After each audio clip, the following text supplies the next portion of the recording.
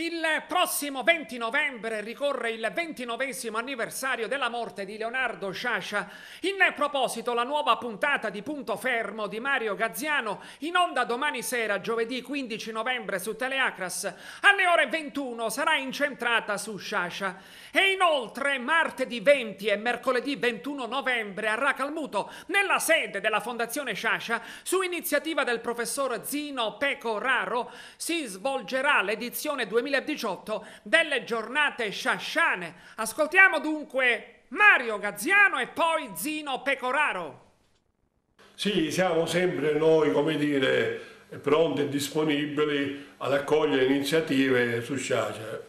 Realizziamo una puntata speciale a Punto Fermo dedicata a Leonardo Sciascia, su invito anche e un po' su input del professore Zino Pecoraro, nostro grande amico, saggista e opinionista di Punto Fermo, che organizza proprio a Racalmuto la settimana sciasciana, le giornate sciasciane.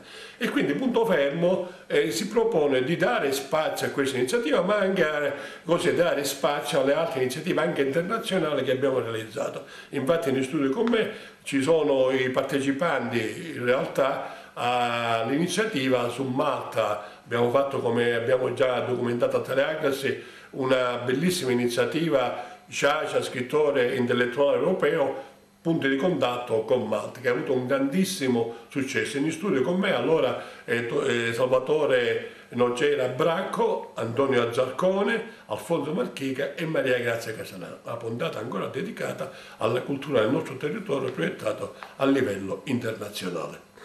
A Racalmuto, martedì 20 e mercoledì 21, alla sede della Fondazione Sciascia, Zino Pecoraro, come ogni anno, organizza le giornate sciasciane. Giornate sciasciane è una riflessione su un testo di Sciascia, una monografica.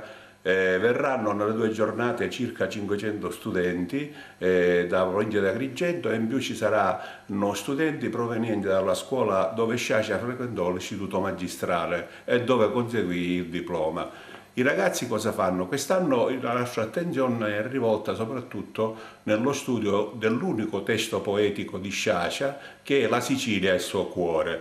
I ragazzi già hanno lavorato su questo testo e proporranno, nell'occasione delle due giornate sciasciane, proporranno i loro lavori.